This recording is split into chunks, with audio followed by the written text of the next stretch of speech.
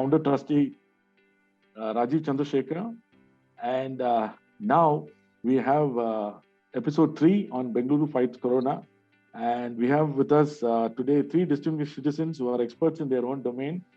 And I think, without, we would like to play a small video which the, Dr. Vivek Padigal, who's here with us today, has actually made this with the Pulmonologists Association of Bengaluru.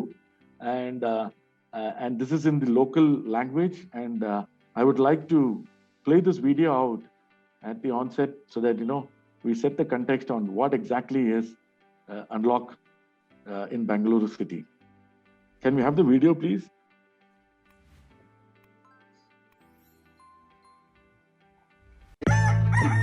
My dear ಗೆಳೆಯರೇ ಮತ್ತು ಗೆಳತಿಯರೇ, very soon lockdown open ಆಗುತ್ತೆ. ನಾವೆಲ್ಲ ಒಳ್ಳೆ ಜೈಲಿಂದ ಬಿಡುಗಡೆ ಆದಂಗೆ ಹುಚ್ಚರ ತರ ಬೀದಿ ಮೇಲೆ ಓಡ್ತೀವಿ. ಸಿಗೋಣ ಗುರು, ಎಂಜಿ ರೋಡ್ ಅಲ್ಲಿ ಬೀದಿ ಶುರು. ಬಿನ್ ಅ ಲಾಂಗ್ ಟೈಮ್ ಮಚ್ಚ, ಲೆಟ್ಸ್ ಆಲ್ ಕ್ಯಾಚ್ ಅಪ್ ಮಚ್ಚ. ಬಾಮಮ್ಮ ರೋಡ್ ಟ್ರಿಪ್ ಹೋಗೋಣ, ಡೀಲ್ಸ್ ಗೋಕರ್ಣ, ಗೋವಾ ಹೋಗ್ತಾ ಹೋಗ್ತಾ ಕಮಾನ್ ಪಾಣೆ. ಮತ್ತೆ ಬ್ಯಾಕ್ ಟು ಸ್ಕ್ವೇರ್ ಒನ್. ಅಜ್ಜಿ ಆ ಕೊರೋನಾನು ಹೋಗಿಲ್ಲ, ನಮ್ಗೆ ಬುದ್ಧಿನೂ ಬಂದಿಲ್ಲ. But life has to go on. So for some time ಸ್ವಲ್ಪ ಮುಚ್ಕೊಂಡಿದ್ದೀವಿ. ಓಕೆ, ಡೋಂಟ್ ಮೈಂಡ್ ಮಗ, ಪ್ಲೀಸ್ ಬಿ ಕೈಂಡ್ ಮಗ. Just one ask, please wear mask. ಮುಚ್ಕೊಂಡ್ ಬಾ,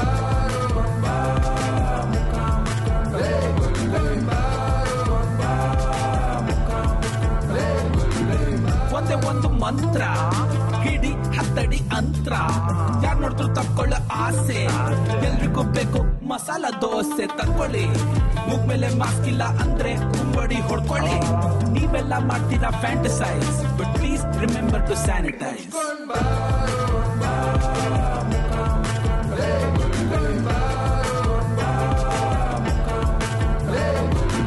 ಮುಚ್ಕೊಂಡಿಲ್ಲ ಅಂದ್ರೆ ಕಚ್ಕೊಂಡ್ಬಿಡ್ತೀಯ ಮಗ.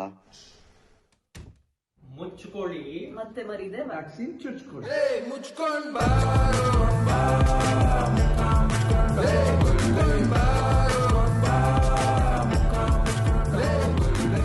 ಒಂದೇ ಒಂದು ಮಂತ್ರ, ಹಿಡಿ ಹತ್ತಡಿ ಅಂತ್ರ. Thank you, Nagarajan. Thank you, Dr. Vivek Padigal. That was very interesting and a very nice video, especially spreading the message during this unlock times. A brief about Nama Bengaluru Foundation. I'd just like to give you a brief. We are an NGO which was founded with a growing desire and pressure to make a collective social engagement more effective in improving the city and the citizens' life. So Nama Bengaluru Foundation has been there from 2009, and our founder trustee is Sri Rajiv Chandrasekhar. And we have been working with the citizens as the champions of change for a better Bengaluru. So NBF strives to be the voice of the city. And for those, like a few of us here, who have been relentlessly fighting towards making the city a more livable, inclusive, and responsibly governed city. Our mission also includes building and fostering enriching partnerships with institutions and individuals to create sustainable and impactful improvement to the city. So we've been pioneering this from 2009, and also we have been having this NBA awards, as well as a lot of Namma Hakku, as well as the Steel Flyover Beta. So we have taken a lot of citizen initiatives, and especially our focus is on the environment, like the lakes, like the trees. In fact, the latest initiative that we are actually doing is the Singanayaknalli Lake issue, where we are actually trying to save the trees there, where about 6,300 trees are being, planning to be axed for a lake rejuvenation. So these are the key factors that we're doing. And to start the program, maybe I would like to, invite Mr. Ramkrishna Ganesh, our first guest here, and Dr. Vivek Padigal, and as well as Dr. Shivananda Koteshwar. A brief about Ram, and Ram is a social evangelist. He's been working for the betterment of Bengaluru, and he's been a very active citizen. He is the founder of India Plug Run, and has a Guinness World Record for collecting the maximum number of bottles in a day, plastic bottles, and he's anti-plastic and more on conservation, on sustainable habits in the environment.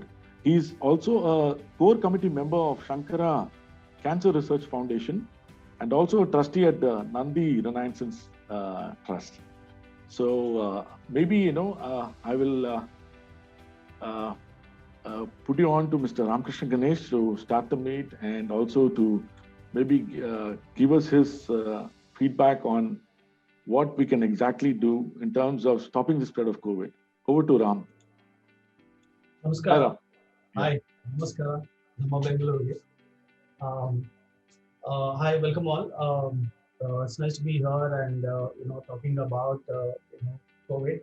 Even though we are also travel a lot, we go out, we do everything because we are all a little frustrated with lockdown, sitting at home. I stay in an apartment. It's like wearing mask. Following all the protocols. It's it is okay for a week. Anything more than a week in life, it gets a little frustrating because it's covering you and bounding you with a lot of things. So how do we come out of all of this? Is like a very it's a currently a balancing act because you need to balance it out to survive, right? I can't sit at home. I want to go out. I want to go to meet people. I want to party. I want to do this. Unlock mode has just started. Last time when it started, everybody was all over the places, including us. We all went out. We tried everything possible because as if we released from a jail after like 10 years or a decade. That's how we all felt suddenly after 45 days or 50 days of lockdown. Then everything went up, everything shot up, people started dying. The second lockdown was really scary because most of us, including everybody, felt that somebody died in the first circle, right, or a second circle. We think somebody who is not there today. Why that happened?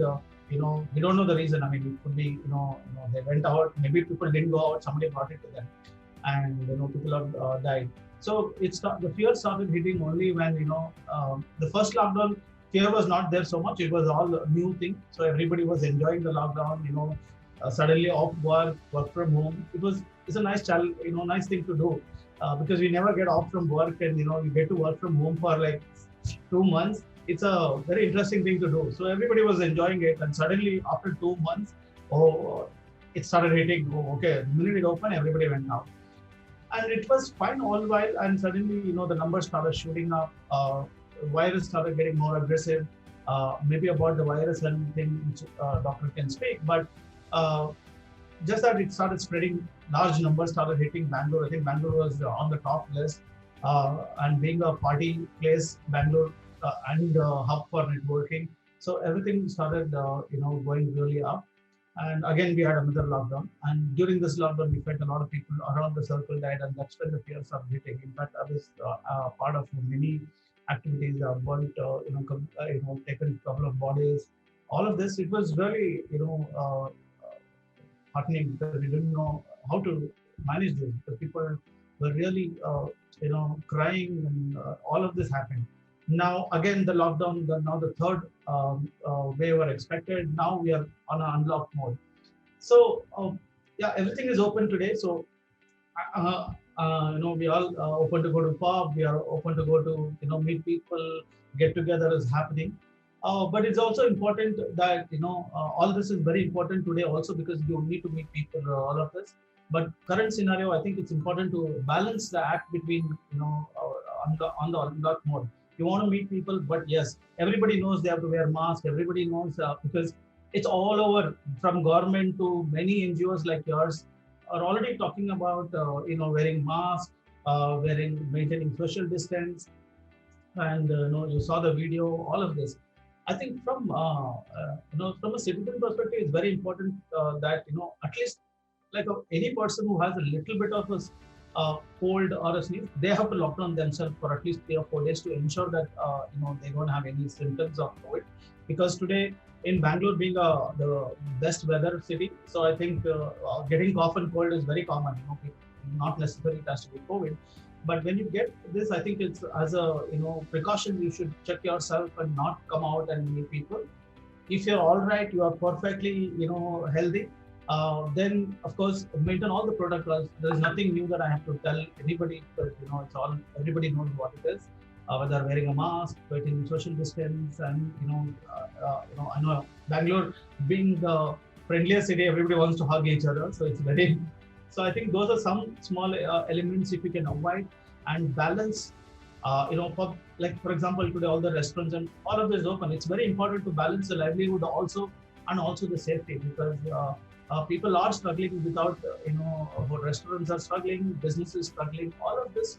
With that, with Corona is also on the race. I think it's important to balance that out. We should maintain our own social distance and still go enjoy at the restaurant and at the pubs, whatever you want to do. But it's not with government anymore, right? It's all about human, us. How we can manage this is a very important part of it. Like last lockdown happened in the Nandi Hills, 60% of them are not wearing masks. I mean, I would say 60,000, 6,000, 5,000 people would not wear masks because they think they have come to a place like Nandi. Everybody knows about Nandi Hills, right? So they come to a place like Nandi Hills and they think it's free of Corona and they're all can open and breathe. All of this, they go on top. I'm sure a lot of videos came out, news came out on Nandi Hills, saying that people are flocking up, nobody was wearing masks, people are getting fined. All of this happened, but so we're not saying don't come to Nandi Hills or don't go to Nandi Hills or don't go to any tourist destination. Can you just do a basic thing? Wear masks, just be within your circle. A lot of people had this, question. I've faced this question many times. I'm going with my family. Why should I wear mask in a car? I still don't have a correct answer for it. But why can't you wear a mask? What is the problem in wearing a mask? It just takes few seconds to get a COVID virus acute. But why do you want to take chances? It's your family. Why don't you take care of your family than asking question to somebody else who's stopping you and saying, wear a mask, wear a mask. So yeah, it's important to all of us to manage that unbalance. So my take on is to balance that to ensure that the livelihood happens for all the businessmen, because everybody are struggling current scenario. So my take is that we should balance it out, stay safe, at the same time follow the protocol and enjoy the act of whether going to malls or pubs or restaurants, because that's the only entertainment most of us do apart from getting together in friends' house and all of this. I think that is what is my take on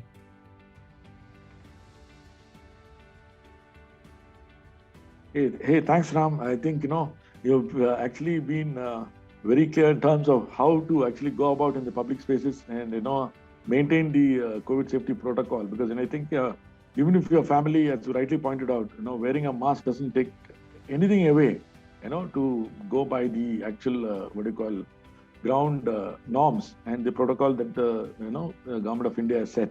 I think that's a great thing. Now I'll go over to Dr. Vivek Padigal, who is a senior consultant director of pulmonary services at the Fortis Hospital, Bannerghatta Road. Welcome, Dr. Vivek. Thank you. Yeah, he's a frontline COVID doctor and has been treating patients since the beginning of the pandemic. He's passionate about getting people to mask and prevent further outbreaks of COVID, as this is the easiest thing to do, but the hardest to get the people to implement. And thank you for the video. That's been a very educative video, especially to the masses, in terms of how to actually behave in public. So it's the most simplest and most appropriate behavior that anyone can have in public. He is recently involved also that with the same video, as we said in Kannada, Bhai Muchkond Mask Hakkoli, I think, which has gone viral also. And though it's a very good lingo in the local language, I think it has really caught the attention, and it has been a very good initiative by the Pulmonologists Association of Bengaluru. And we thank you, Doctor, for taking this initiative and taking your time out from your busy schedule to join us today. Welcome, Dr. Vivek. Please do share your inputs on how we can stop the spread and break the chain of the virus and also stay safe, and also about the maybe incumbent third wave that we might see. Welcome, Dr. Okay, tall order there. Let me just start off by just segueing into what Ram said. You have viral symptoms, you isolate for a week. Please do get tested. A lot of people are not getting tested even though they're having symptoms. Getting tested is a very important thing. Number one is you know what you have. Number two is if you have somebody at home who's tested positive, even if you're asymptomatic, please get tested. It's very important to know where you are, because if you're asymptomatic today, 5 days later, you may not be asymptomatic. And the other thing is, just because you're asymptomatic doesn't mean you're going to not spread it to others. So there's a lot of confusion about these things. Asymptomatic patients are the biggest spreaders of COVID. So if you're not having symptoms and you've been exposed, please get tested. That's very important. And the press has really been reporting this wrong, saying we are only testing symptomatic patients. The headline should have been symptomatic patients and close contacts, at one point. So a lot of people and doctors told me, you're not having symptoms, why do I need to get tested? So you need to get tested. Okay. That was just to complete the circle on that one. I have been through 3 pandemics: the HIV pandemic, H1N1 pandemic, and the corona pandemic. And not surprisingly, I have never ever seen anything like this. The H1N1 pandemic at its height, I was actually in the US then, was pretty scary. We lost a lot of patients, but it pales in comparison to this pandemic. So the perfect virus almost. So this has been a very, very eventful, tumultuous year for me, and a lot of lessons. And having to take care of patients over this last 1 year, learning on the fly, so to speak, because we really didn't know what to do, especially last year. And luckily in Bangalore, at least, we got it at the tail end in India.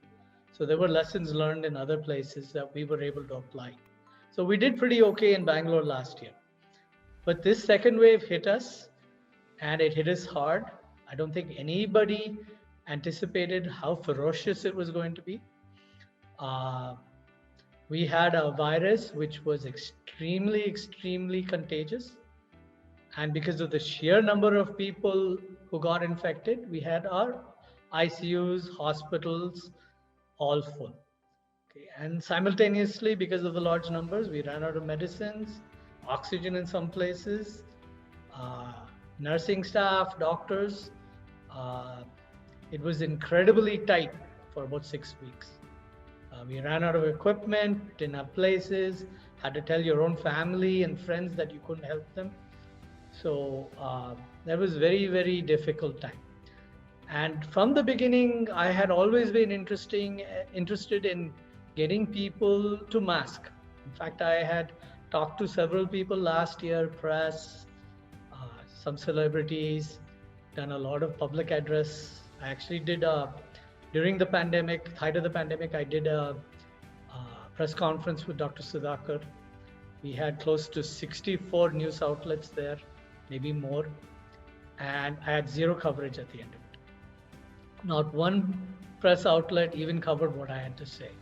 And what I had to say was mask, distance, wash your hands, and vaccinate. And nobody wants to talk about that. All the press wanted to talk about was the shortage of remdesivir and oxygen. Well, if we all did what was necessary, there would be no shortage of remdesivir and oxygen.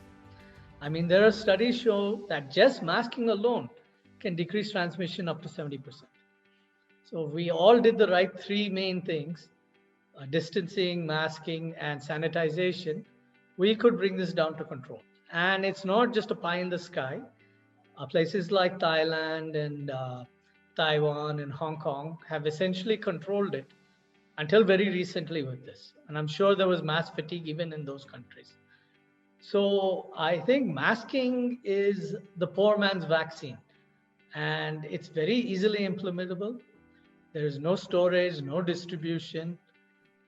People can wear it very easily. It's a very easily reproducible skill, but yet people are not doing it. And I think human behavior has got to be really, really fascinating.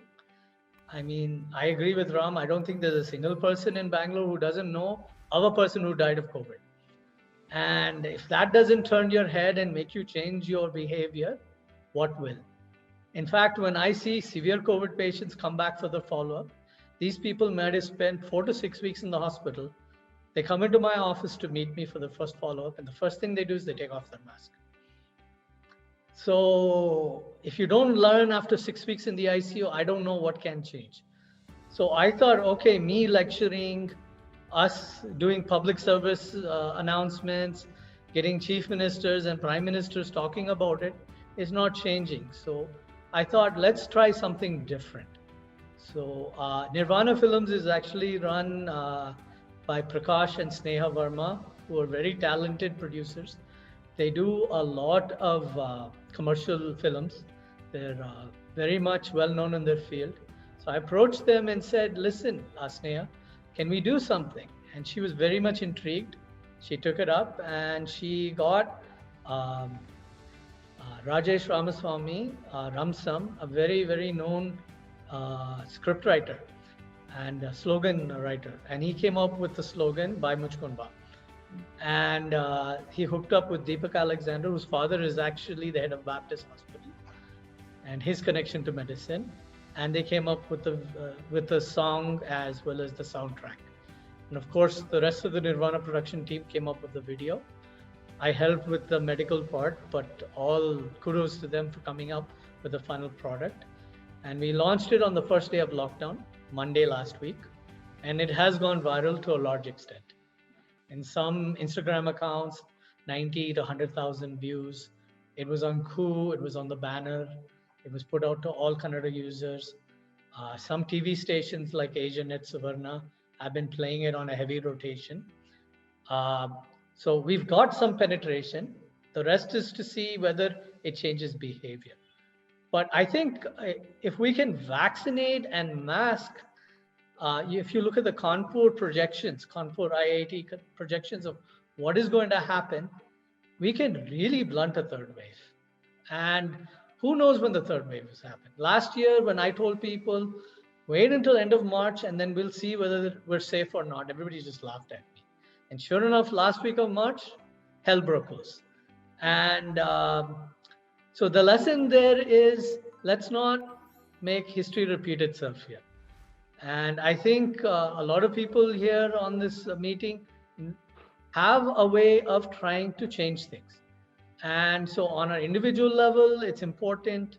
Dissemination of the information via things like this video, going out and talking to people, talking to your employees about the importance of this. I've talked to a lot of people. Oh, great video. Did you like it? I asked. Oh, I loved it. I sent it to all my friends. My next question is, did you send it to your employees? And some of these people have 400, 500,000 employees. And they say, oh, I didn't think of that. So it really needs to get out there. This message needs to go out there. It's just not my video. The message needs to go out there. So it's really important that we get people to mask because it really helps. One mask is good. 2 masks are better. In a high-risk situation, I say N95. I know some medical societies may not agree with me, but if you're on a plane, please wear an N95 and don't take it off. So it's very important. Second thing is get vaccinated. Even with the Delta variant, we are seeing that the protection against severe disease, ICU and death, is upwards over 80%. I mean, there are very few things in the world which works that well. The second thing to remember is even if you're vaccinated, you still can get infected and you can infect others. So just don't think you've got some magic shield around you just because you've had your 2 vaccines and you don't have to wear a mask and you can socialize. I think a lot of wrong messaging is coming out of the US and UK. And I think they're doing a U-turn right now. It does not make any sense to stop masking, especially in those countries when their vaccination penetration is upwards of only around 40%. And you have a ton of people who are not vaccinated. So it's very important to mask. And that behavior should become innate to us. I mean, if you go to Japan or you go to Taiwan or you go to Hong Kong, you see people wearing masks from the last SARS outbreak. So, and especially if you're ill, please wear a mask. And please don't leave your house. It's really important. In this pandemic, if you're having COVID symptoms and you test negative, you've got COVID. You know, just because your test is negative doesn't mean you don't have COVID. And that's another important point. There is a lot of false negatives. Depending on where you are in the 10 days of illness, it can go from 72% to 34% in terms of a positive rate. That's the first point. So there's a lot of false negatives. Number two, there is nothing called a false positive. If you're positive, you're positive. Okay. And there's no magic thing that, oh, it's a false positive. I'll go to another place and get a test done, it's negative. Oh, I'm getting cheated. That's nonsense. If you do a test enough, especially around day 10, you'll see positive and negative. Once you're positive, just stay out for 17 days and save everybody else and stop being so selfish about this. So please understand there is nothing called a false positive. So the other thing is, yes, meet. Keep your distance, keep your mask on. You want to go out to eat outside, you know. And if you look at the beginning of the second wave, some of the biggest outbreaks were all at the pubs. So please socially distance, you know. And especially if you have a comorbidity, you can go without your beer for a few days. You know, be careful, you know, don't be a burden on society. Because I can tell you this, healthcare workers are sick and tired and exhausted, and they don't want to take care of you. You know, if you do everything you do and come, yes, sure, we'll take care of you. So when a patient comes into the COVID ward and they're complaining a lot, I say, so you shouldn't have got COVID. Oh, I didn't do anything. I was careful. Then the first question I ask is, did you take off your mask and talk to somebody? I have never got a negative reply on that. They just keep quiet. So that is the importance of masking. So I think what you all are doing is important. I think we need to do more. I don't know whether we need to have corporal punishment or more heavy fines. I know your foundation was probably for more heavier fines, which kept on getting pulled back. If it's too expensive, I think that is the ultimate deterrent for people not to take off their masks. If they're going to get a 2,000 rupee fine, maybe they'll keep it on. Because nicely asking doesn't seem to be working. So, okay. I think I've ended my rant. Yeah. Yes. Thank you, doctor. Yeah, that's really extremely important, I know. And you have been through 3 pandemics.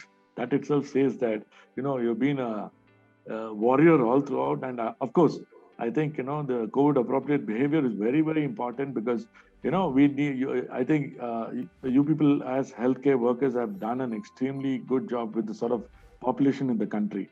And as you rightly pointed out, in terms of mask and vaccination is the key today, you know, in terms of protection and how we can actually, you know, really be safe and secure from this virus. Thank you, Dr. Vivek. Yeah, thank you so much. Yeah. Yeah. Now I'd like to call upon Dr. Shivanand Kuteshwar, who has of 25 years of experience in the semiconductor in the industry. Welcome, Dr. Shivanand. Yeah. And he's been, he's with the Synopsys India right now with the design group and digital implementation site leader and also R&D. Shivanand is a mentor of change.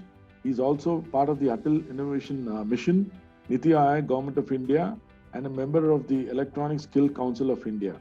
He's also a startup mentor in the MeitY, in the Ministry of Electronics and Information Technology, and also an IIT skill development and working group member. Shivu is an extremely active in mentoring startups, catering to edtech and learning spaces. Startup portfolio includes, his startup portfolio includes your philanthropy story, Ultradocs, Fab School, Krida Loka, and Shivu is the trustee of the Bellecourt Trust.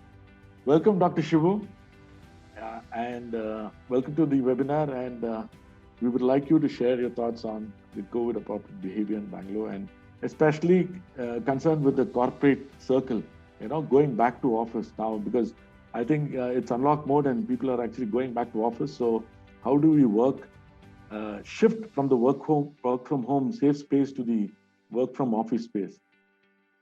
Thank you. You have to unmute yourself.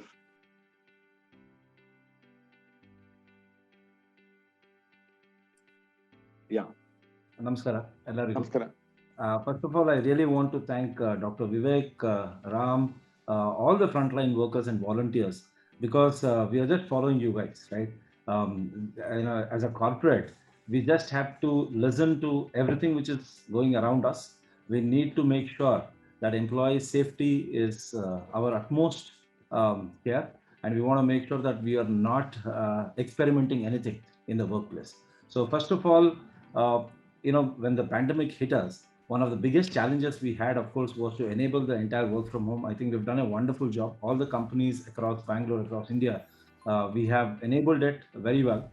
Return to office is something which we are all looking forward, but at the same time, we understand the challenges we have, and we do not want to put any of our employees or our support staff in any danger.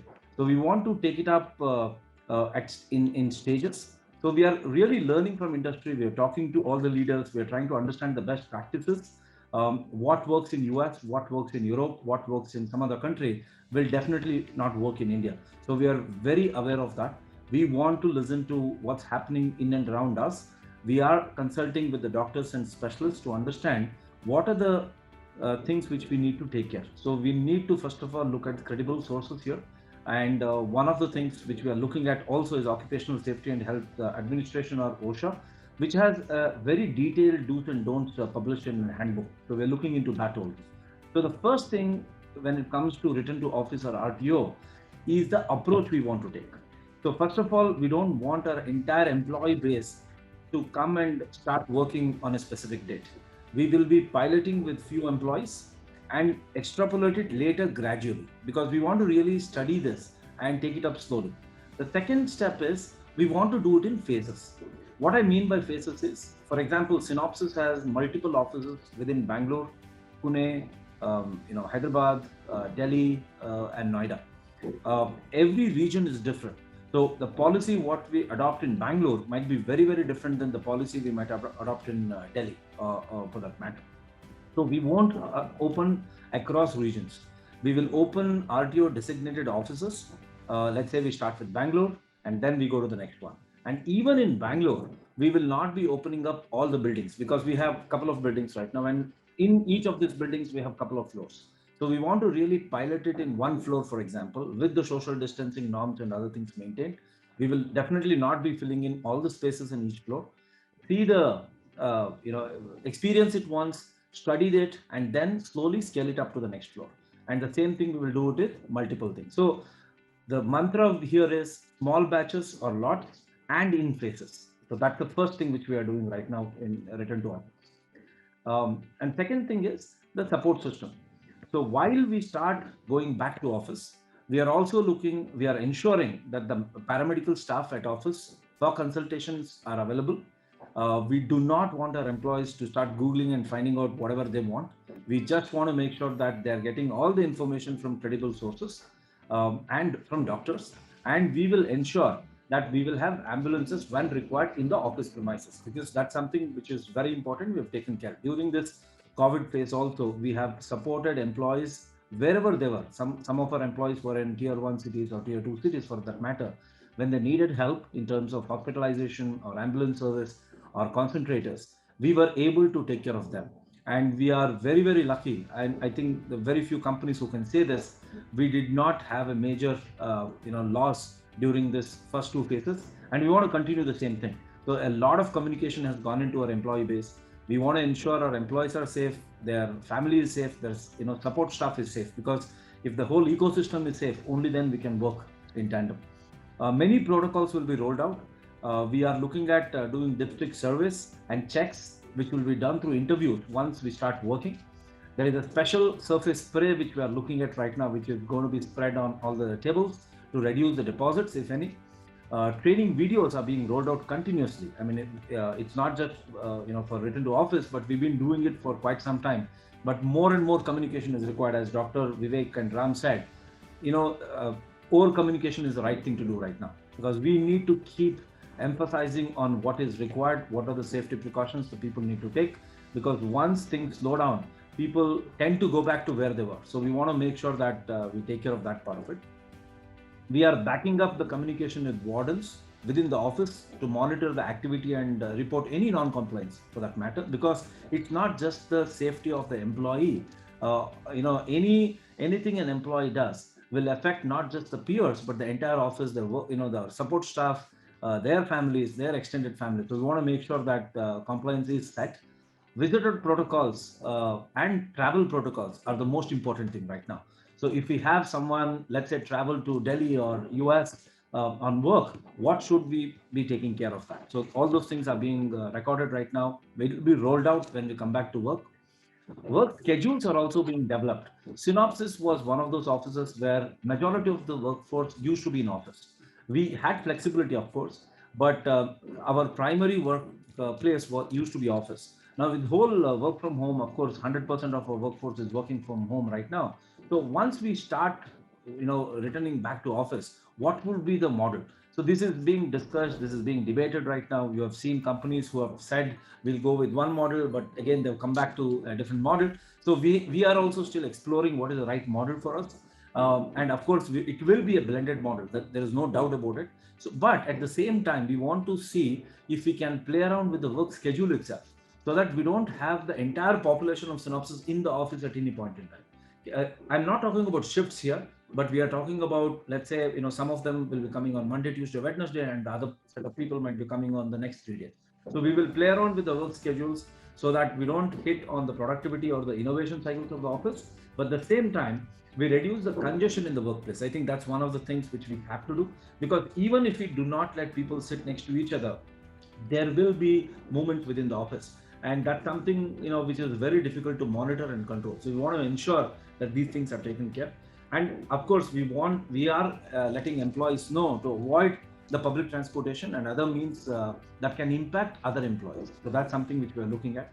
We have a very strict advisory on food and social gatherings while at work, because most of our offices have common spaces like gyms or cafeterias and other places. So we are rolling out very strict guidelines and protocols to ensure that advisories are being monitored in these places right now. And of course, when people come back to work, at the first phase, as I told you, right, we are doing it in phases. We are calling people only who have got the 2 rounds of vaccination. And there are many of our employees who might not have got an opportunity to take the vaccination because they are already COVID and they're waiting for the 3 months to get the shots and other things. For them, we have relaxed it. We will wait for them to get the vaccination and come back to work. So the first step is to ensure that everybody who's in the office are vaccinated. Both the vaccinations are done and we're going to get them to work. But just because they are vaccinated doesn't mean they cannot follow the protocols. They have to follow all the guidelines and protocols which is being published by the company and sometimes by the workplace where we are. For example, Synopsys is in RMZ. RMZ might have some protocols. Government of Karnataka has a protocol. So we have to make sure that all these protocols are met to ensure that the return to office is successful. Otherwise, we will go back to this multiple waves every time. I mean, we are talking about third wave. If we do not follow everything what Dr. Vivek and Ram were telling, we will not be surprised to hit the fourth wave very soon, right? And this is not going to end. Virus is going to be there. And, a lot of people say that, you just get it once, you're fine. I don't believe that. And I always tell it's better to be safe. So we are ensuring that we just follow the, guidelines which is being set by specialists like Dr. Vivek and the entire medical fraternity right now. So thank you very much. Thank you, Dr. Shivanand. That was a very interesting conversation, especially because, back to office and as you said, RTO, return to office. Nice, the saying that how do actually people, go back in terms of, and how do they, rotate their shifts, and then how can they work with the social distancing norms as well as, because, some of them are all closed spaces. As Dr. Vivek put it, if you're in a flight, you need to wear an N95. I don't know how you wear an N95 and sit in the office, but at least, in the AC environment. So I think that's a lot of inputs that we got from you, and especially in terms of how you will also follow the government of the state government policies as well as your office corporate policies, which is going to be difficult because both would be different from each other. But I think, you have actually, brushed upon everything that is required to, go back to work safely. Yeah.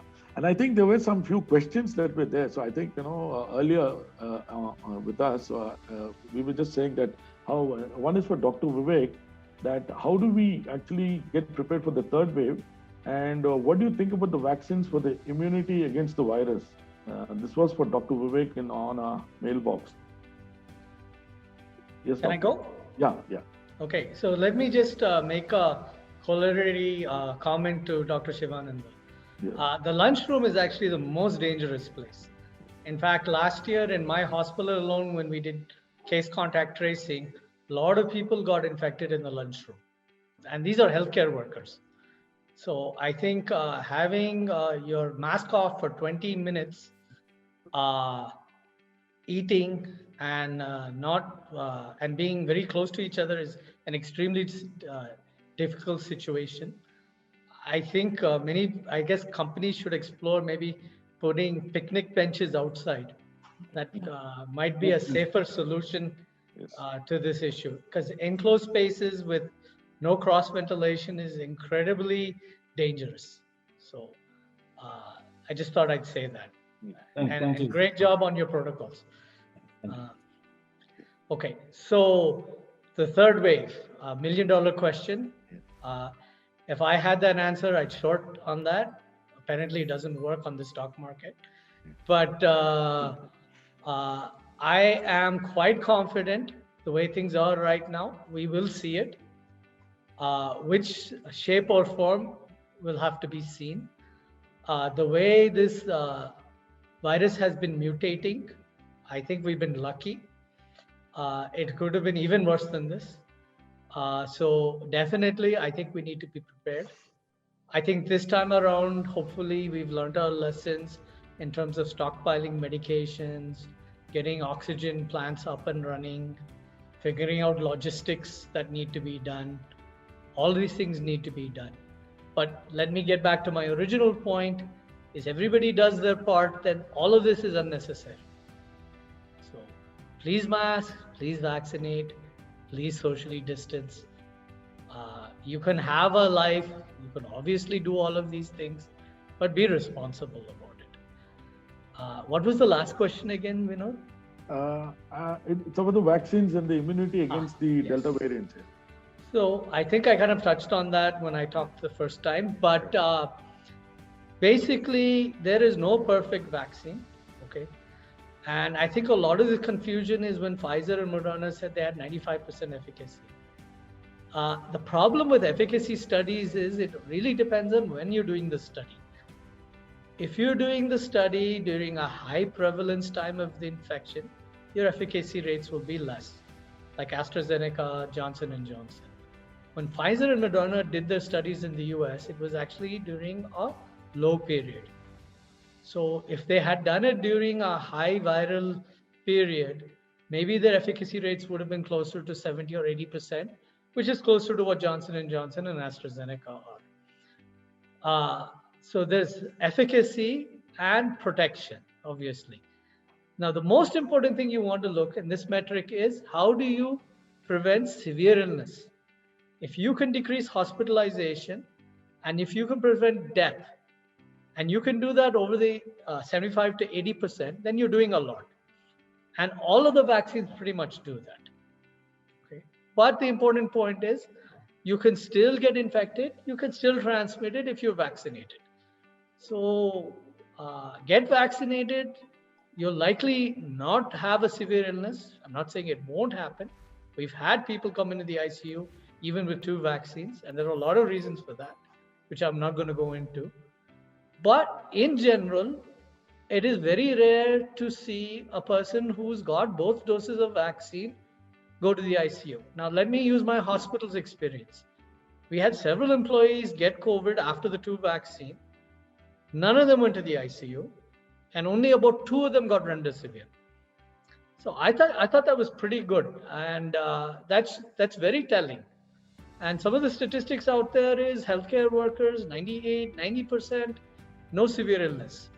And that's the take-home message. Why would you not do something which will protect you to that extent? You know, nobody wants to spend 6 weeks in the ICU. Obviously, nobody wants to die. But these are realities today. Last week, we had a 20-year-old girl spend 16 days in the ICU. And we've lost at least 4 people under the age of 30. and at least 10 people under the age of 40.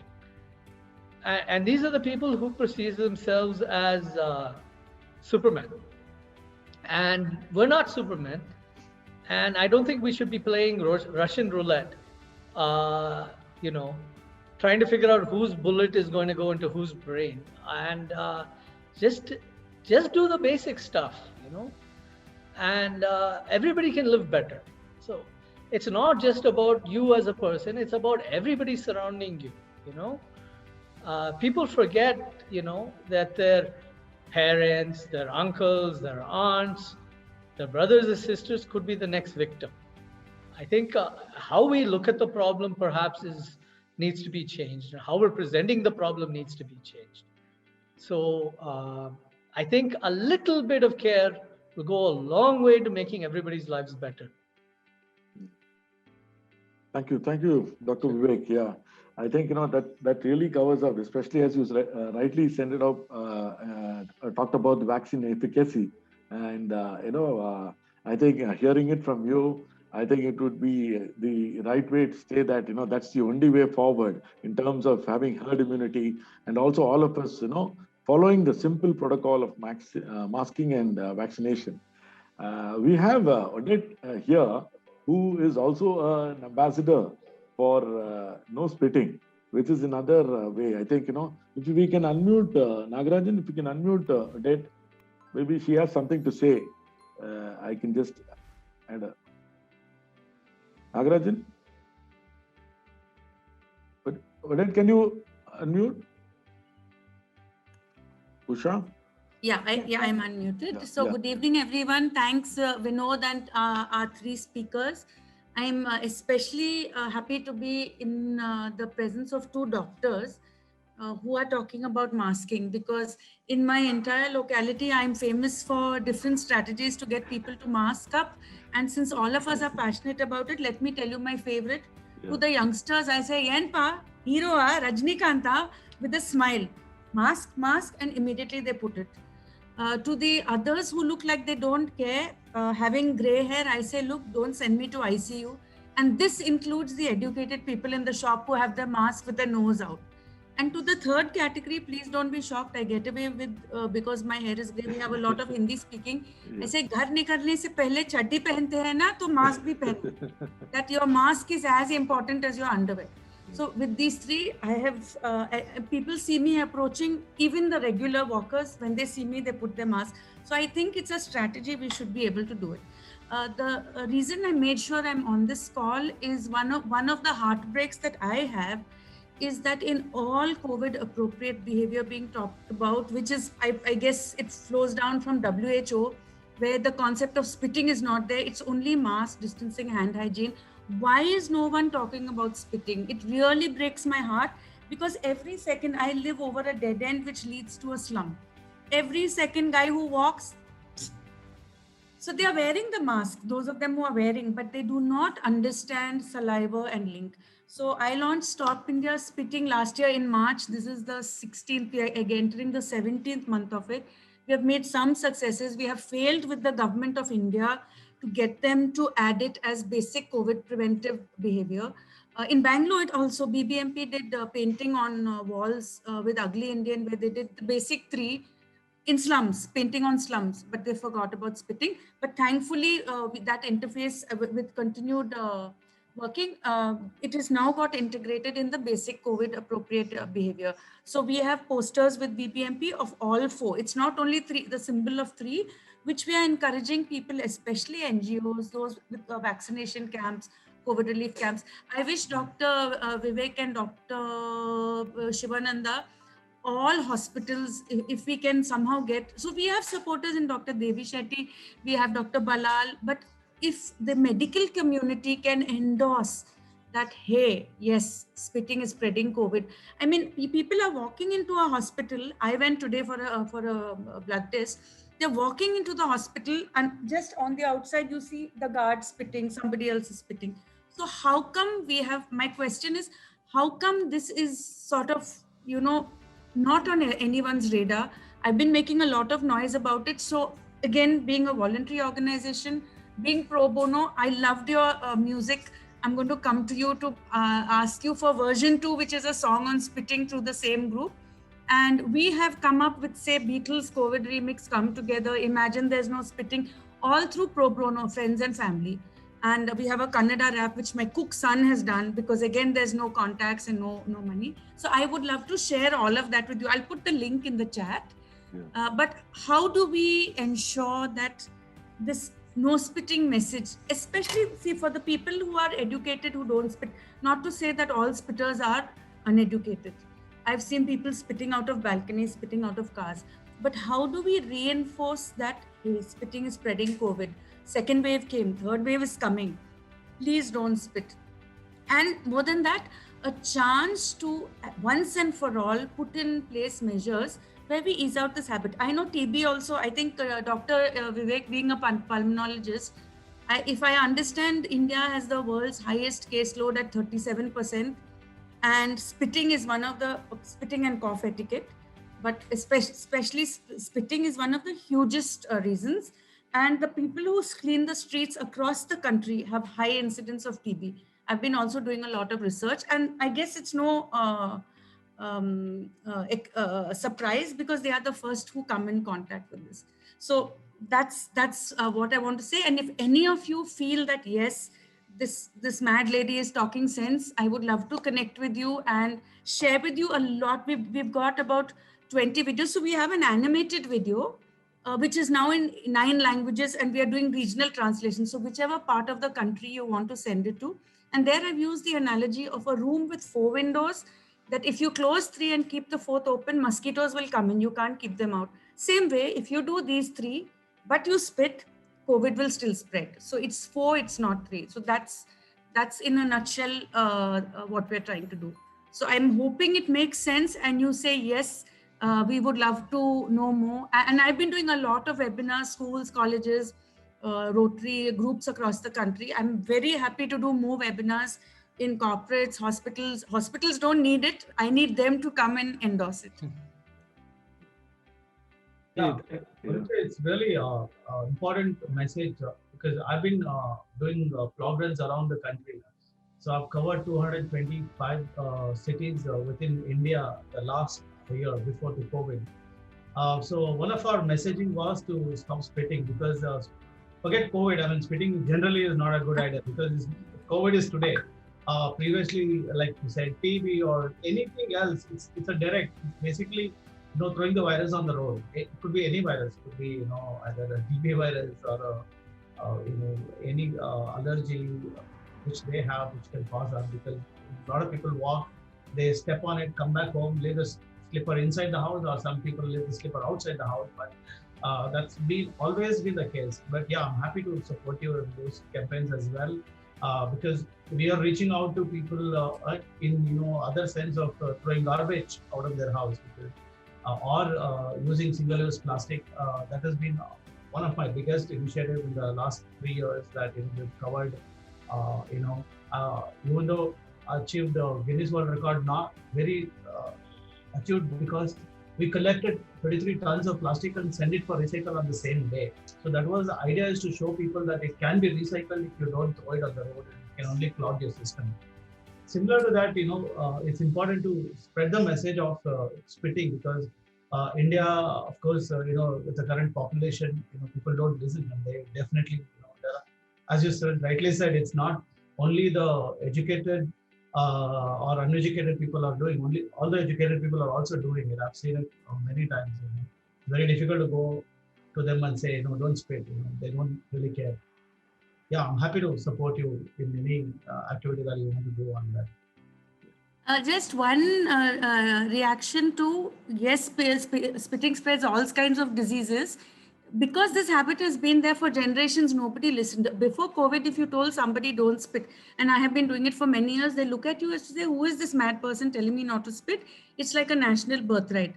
Now, because of COVID, people are listening. But why are you spitting? You're spreading COVID, didn't you know? And most of them don't know. See, they're wearing masks to keep away COVID. The fact that they lifted, spit and put it back tells you they don't know the link. So our whole campaign aims to bridge this knowledge gap.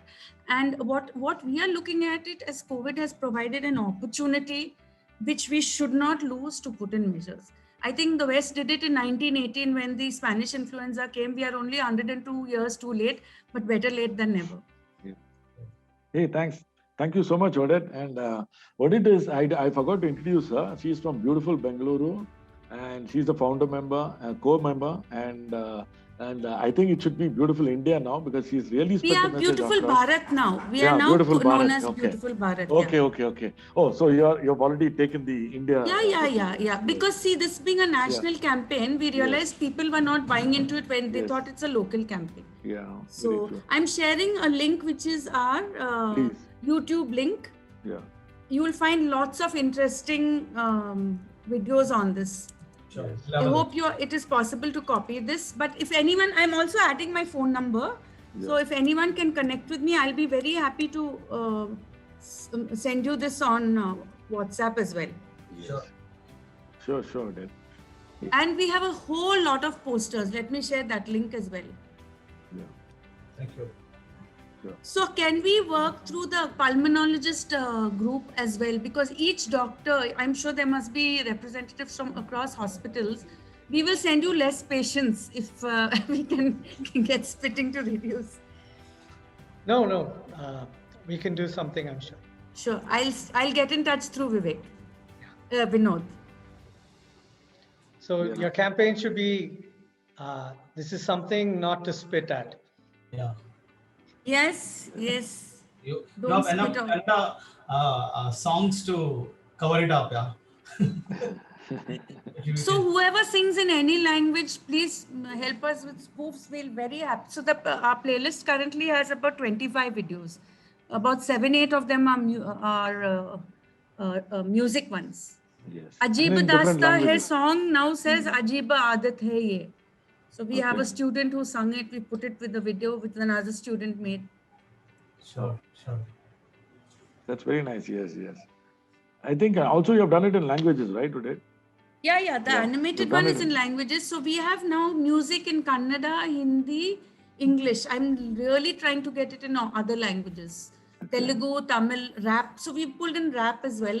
Okay. So as your video did, Dr. Vivek, I think that rap, it gets attention. Yes. Very true. Thank you so much. And I think we Thank have come you. to the close. I think there are not many questions today. And it's been, I think, a jumbo weekend of sports. That's why I think, thank you all for your time, especially. And, in short notice, thank you, Ram. Thank you, Dr. Vivek, and thank you, Dr. Shivanand. And for all the people here and the citizens, especially who are interested in COVID appropriate behavior to join us today. And we want to keep this fight on. Bangalore fights Corona. And this episode is number 3, but then we like to have more interaction with all of you to, work with the citizens of Bengaluru and how we can actually bring in a lot of change on the ground, as Dr. Vivek rightly put it. And so that, we don't again put pressure on the system again. And take as the new thing comes, apart from mask and vaccines and no spitting as the new campaign. Thank you all. Thank you all for joining me on a weekend. Yeah. It's a pleasure having you all here, and wish you all a happy weekend. And please stay safe, and let's all stop the spread and break the chain. Thank you so much. Thank you.